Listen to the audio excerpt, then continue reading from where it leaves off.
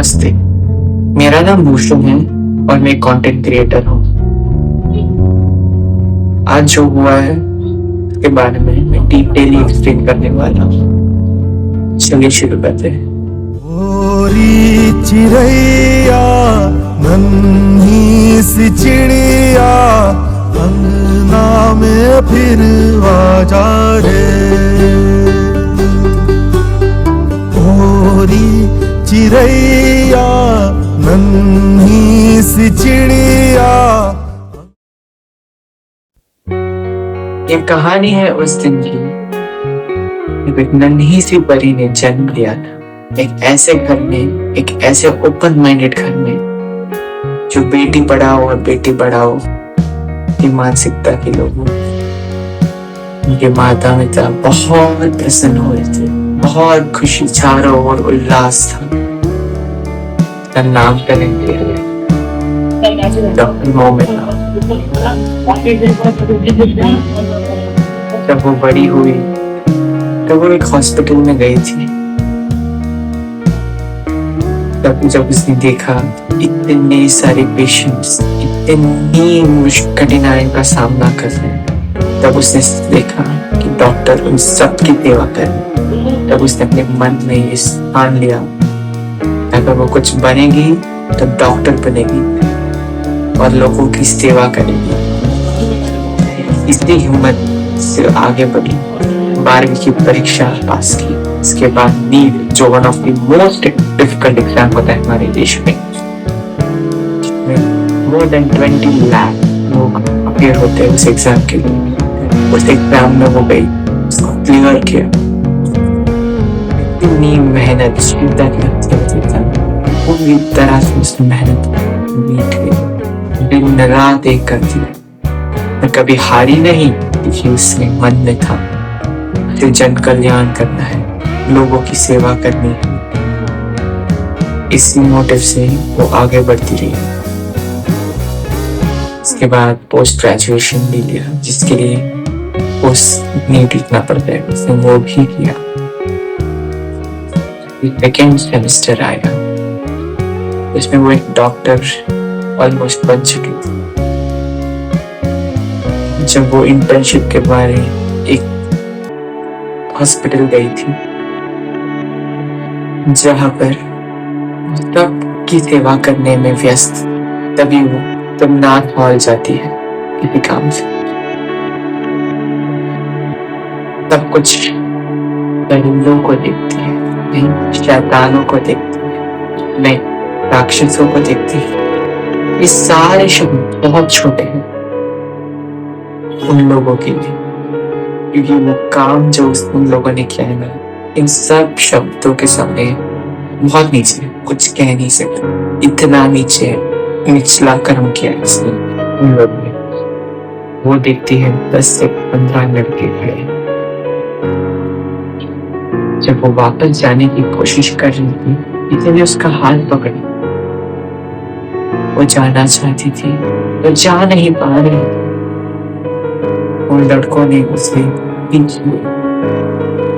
जब वो चिल्लाने की कोशिश कर रही थी, चिल्ला नहीं पा रहे, क्योंकि उसके मुंह को दबा दिया गया। रोना चाहती थी पर कुछ कर नहीं पा रही थी।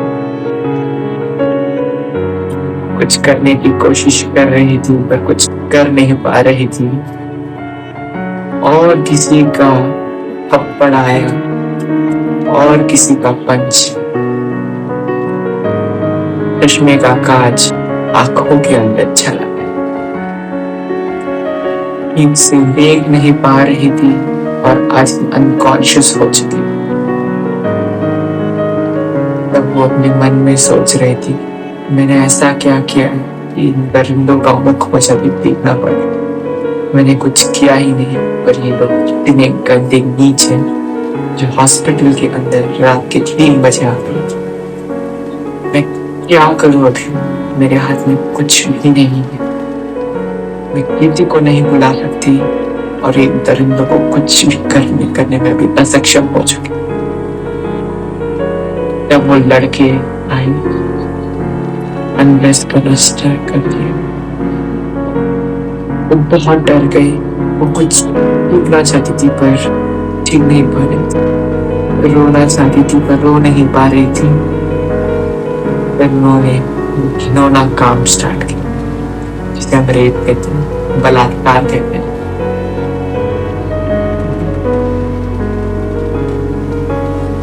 नहीं कर पा रही, कुछ भी नहीं कर पा रही। उन लड़कों को शर्म नहीं आई। 10 से 15 लोग आए सिर्फ एक अकेली लड़की रेप करने। और जब पता चला इसने सभी का फेस देख लिया तो उसका मर्डर कर दिया, उसको गले को दबाकर मर्डर कर दिया। इतना घिनौना काम कोई राक्षस भी नहीं कर सकता कि उसमें कुछ इंसानियत उसमें कुछ रहमदिली होती है। वो इतनी दर्दनाक होती कभी किसी को नहीं थी। ये सब शक्ति हमें इन लोगों की जैसा काम करके भाग जाते हैं।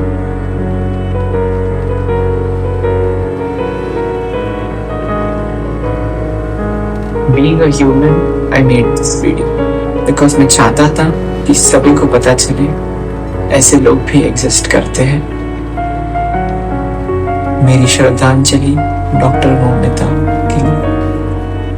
उन्होंने जो सहा है हम किसी और को सहने नहीं देंगे। सिर्फ डॉक्टर नहीं, कोई प्रोफेशन में कभी भी कहीं भी रेप नहीं होना चाहिए।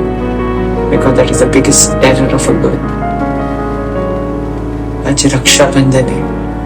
आज हर भाई को ये कसम लेना चाहिए, हर भाई को एक कसम लेना चाहिए कि सिर्फ अपनी बहन की रक्षा नहीं, हर देश, हमारे देश, हर देश में हर लड़की की रक्षा करना उसका दायित्व होता है। और वो कभी भी अपनी बहन या दूसरों की बहन को अकेले नहीं छोड़ेंगे, हमेशा हर जगह उनकी रक्षा करेंगे। यही हमारा वचन होगा जिससे हमारी बेटियां, हमारी सिस्टर, हमारी माँ कहीं भी घूम सके। उनको किस बात का डर रहता है? दूसरों का तो नहीं, लड़कियों का तो नहीं, हम लड़कों का ही उनका डर लगता है क्योंकि हम ही छेड़ते हैं। 99% of rapists are men. But doesn't mean that all men are rapists. But जो 99 रेप केसेस आते हैं सामने वो men ही होते हैं। इन लोगों को जिन्होंने भी डॉक्टर मोमिता का रेप किया है, इतनी बेरहमी से 15-15 लोग आकर रेप करते हैं और डॉक्टर हॉस्पिटल में घुसते हैं सेमिनार हॉल में। क्या किसी को पता नहीं चलता है? कैसे वो आराम से भाग जाते हैं, किसी को पकड़ भी नहीं पाते। एक ऐसा हम न्याय, we want justice, that is what we demand and I do support it. अभी CBI की इंक्वायरी चल रही है, so I would wait for the result. But still we want justice and we don't want it to happen to any other doctor, nurse or any female. Because rape is the biggest crime a person can commit. और हर लड़के को ये promise करना होगा ये राखी सिर्फ एक महीना में नहीं, केवल एक महीना में बांधी, पर हम सभी टीचर्स को प्रोटेक्ट करेंगे। That is our duty and that we will do. 2 months ahead. For Dr. Mohamdas Shraddhanjali.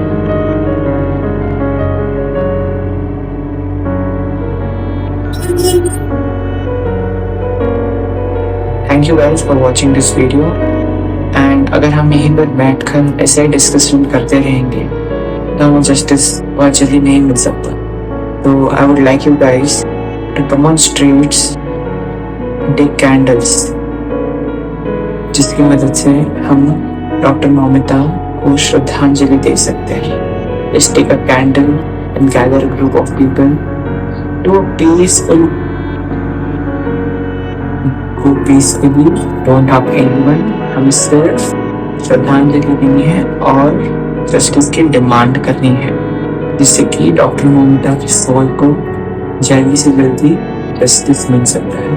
क्योंकि उनके साथ जो हुआ है, हमारी ड्यूटी बनती है कि हमें ऐसा चीज और किसी के साथ कभी भी कहीं भी ना हो। हमारी बहनों को सेफली कहीं पर भी जाने का दायित्व, कभी कहीं पर भी जाने में हम मदद करनी है। That is what I want to say.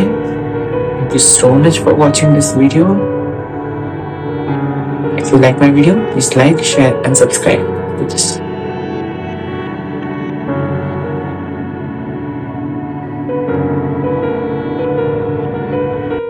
तुझे डर नहीं लगता? डर तो उस हॉस्पिटल के सेमिनार हॉल में लग रहा था, अब तो मैं आजाद हूँ। क्या पता तुझे कभी इंसाफ न मिले तो? ऐसे कैसे? इतने सारे लोग जो प्रोटेस्ट कर रहे हैं तो मिलेगा ही ना। आपको भी तो मिल गई थी ना इंसाफ। पूरे 7 साल 3 महीने 4 दिन लग गए और मेरे कल्प्रिट्स तो मामूली बस कंडक्टर थे। तेरे केस में तो बड़े बड़े लोग शामिल हैं और तू तो जिंदा भी नहीं थी देखने के लिए कि कितने लोग शामिल थे। ऐसे में इंसाफ कितना टाइम लगेगा?